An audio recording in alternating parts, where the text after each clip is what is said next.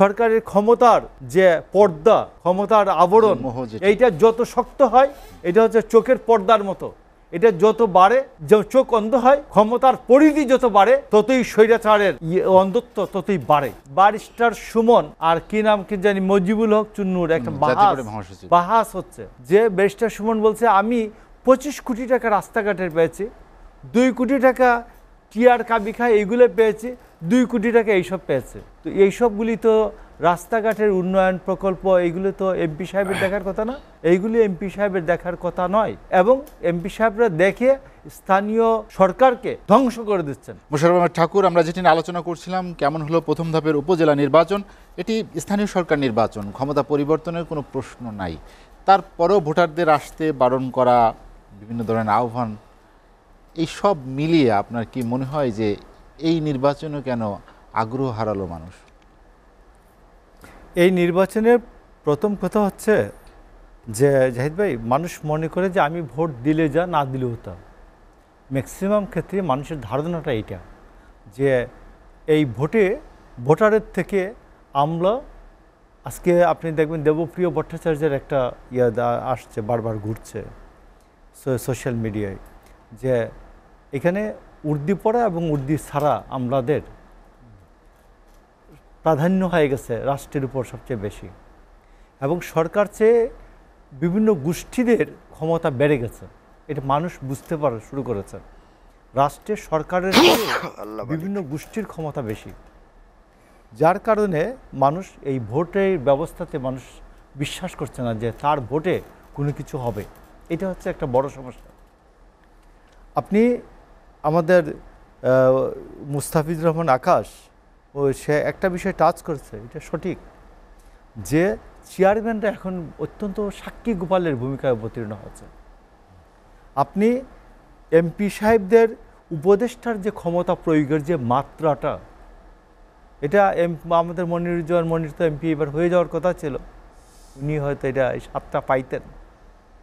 তো সেখানে এমপির উপদেশ ব্যতীত, পরামর্শ ব্যতীত একটা টিউবওয়েল দেওয়ার ক্ষমতা উপজেলা চেয়ারম্যানের নাই।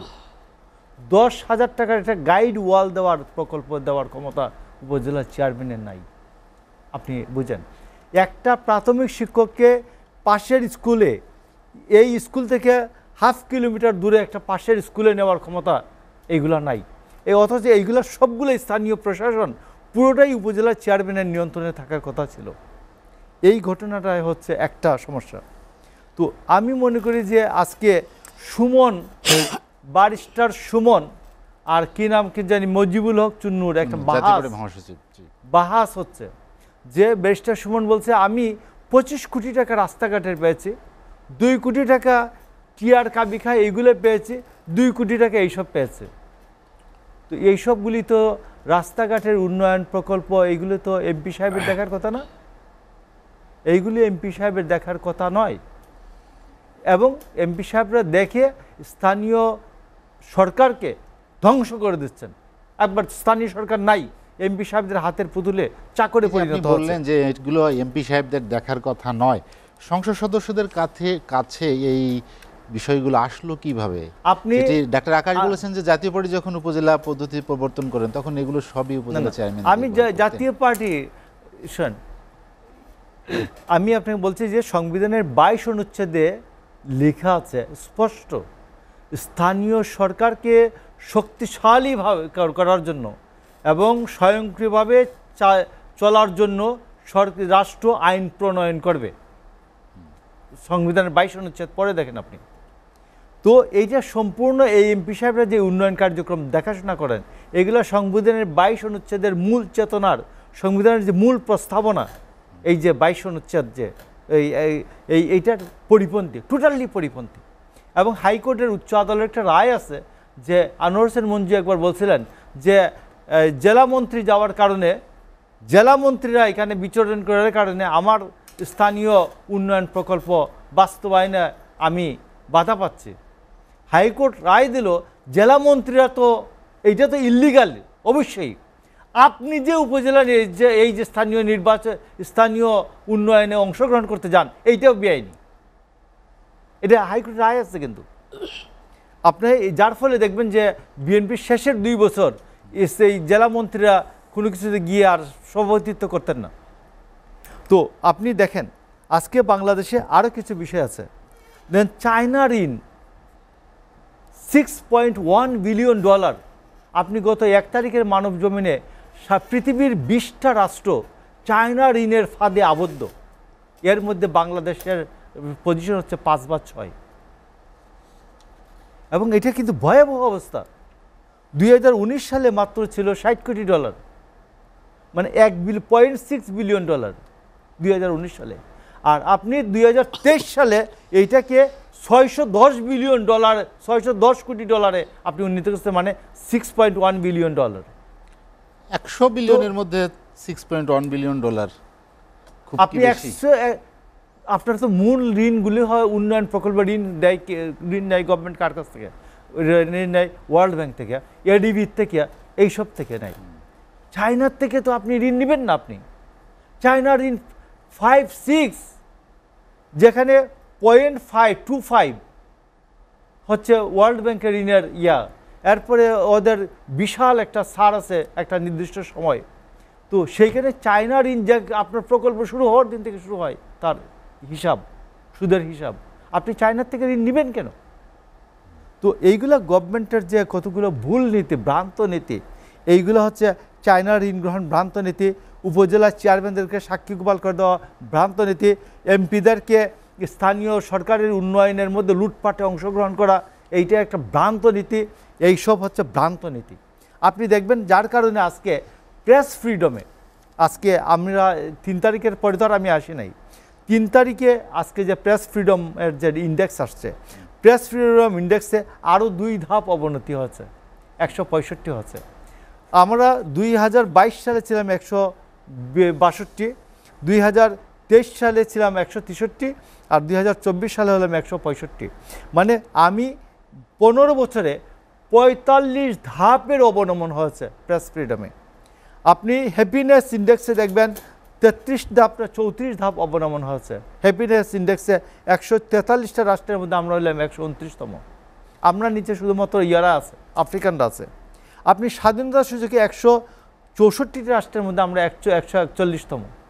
তো আমাদের নিচে জাস্ট আমাদের উপর দেখবেন পাকিস্তান 113, শ্রীলঙ্কা 97, নেপাল 87, আর আমরা হচ্ছে স্বাধীনতা সূচকে 141। আমাদের নিচে সাউথ এশিয়ার কোনো রাষ্ট্র নাই স্বাধীনতা সূচকে। প্রেস ফ্রিডমে একমাত্র আফগানিস্তান এইবার আমাদের নিচে, সাউথ এশিয়ায়। এই জন্য আমি আপনাকে বলছি যে সরকারকে যদি মনে করতেন, সরকার একটা জিনিস আজকে আমি আপনাকে বলি, সরকারের ক্ষমতার যে পর্দা, ক্ষমতার আবরণ, এইটা যত শক্ত হয়, এটা হচ্ছে চোখের পর্দার মতো, এটা যত বাড়ে, চোখ অন্ধ হয়, ক্ষমতার পরিধি যত বাড়ে, ততই স্বৈরাচারের অন্ধত্ব ততই বাড়ে। দলগুলোর মধ্যে গণতন্ত্র চর্চার কথা বলছিলেন ডাক্তার আকাশ, আপনার কি মনে হয় যে গণতান্ত্রিক চর্চা ভালোভাবে থাকলে দলগুলো হয়তো রাষ্ট্রীয়ভাবেও সেটি একটি প্রভাব পড়তো? আমি এটা সর্বশেষ প্রভাব আমরা নির্বাচনে আমরা দেখতে পেতাম। আমি এটা বিশ্বাস করি যে প্রত্যেকটি দলে আভ্যন্তরীণভাবে গণতন্ত্র চর্চা হওয়া উচিত। বিশেষ করে বড় দলগুলিতে যত গণতন্ত্রের চর্চা হবে তত সঠিক নেতৃত্ব বেরিয়ে আসবে। এবং আমি একটা মনে করি যে নির্বাচনের যে প্রার্থী বাছাই প্রক্রিয়াটা, এটা প্রাইমারিতে যে নির্বাচন কমিশন আরপিওতে আছে, এটা যে সে ধরেন একটা জেলায় আসনে যদি একটা সিটে যদি এমপি সাহেবদের নমিনেশনটা ওইখান থেকে আসে, 3টা নাম আসুক, 2টা আসুক, তা তো শাহজাহান উমর আসতো না।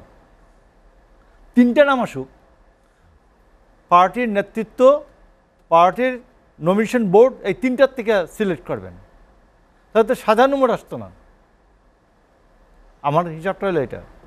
তো এটাকে একটা আমেরিকার প্রাইমারিতে যে একটা নির্বাচন হয়, এইরকম মিনিমাম থাকা উচিত। প্রার্থী বাছাই প্রক্রিয়ায় যে তৃণমূলের একটা মতামতের গুরুত্ব থাকা উচিত এটা।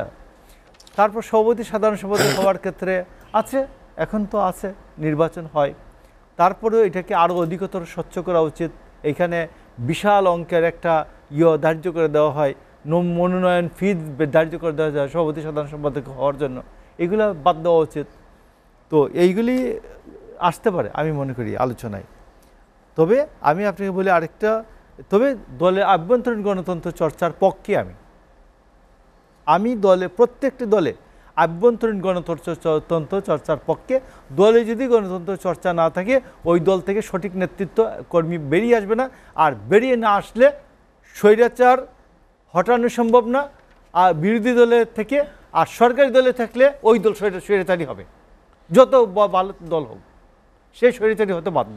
প্রসন্ন ঠাকুর, যেটি রাষ্ট্রীয় পর্যায়ে গণতন্ত্র নিয়ে গণতান্ত্রিক চর্চা নিয়ে যতটা সোচ্চার থাকেন রাজনীতিবিদরা, কিন্তু দলের অভ্যন্তরে সেই চর্চাটা আরও জোরদার হোক সেটা তারা চায় না কেন, বা সেরকম আমরা উচ্চ কণ্ঠ দেখতে পাই না কেন? সেটা হচ্ছে সব দলেই আমি আপনাকে দেখি চতুর্দিকে কিছু সাহেবের একটা সারাউন্ডিংস তৈরি হয়। ওনারা বুঝান যে বেশি ডেমোক্রেটাইজেশন হলে সমস্যা হবে, বাট না। বাংলাদেশে বিএনপি আওয়ামী লীগের বিরুদ্ধে বহু লোকজন বিদ্রোহ করে চেষ্টা করেছে, যে আব্দুর রাজ্জাকের মতো লোক বাকশাল করে গিয়ে টিকতে পারেন নাই, শাহজিজের মতো লোক গিয়ে বিএনপি বেগম খালেদা জিয়ার বিরুদ্ধে দল করে টিকতে পারেন নাই। তো এগুলো তো বাংলাদেশে পরীক্ষা হয়ে গেছে, অলরেডি এক্সপেরিমেন্ট হয়ে গেছে। তো ইন দ্যাট কেস বাংলাদেশে ডেমোক্রেসি চর্চা হলে বরঞ্চ বিএনপি আওয়ামী লীগের মতো দলগুলি আরও বিকশিত হবে।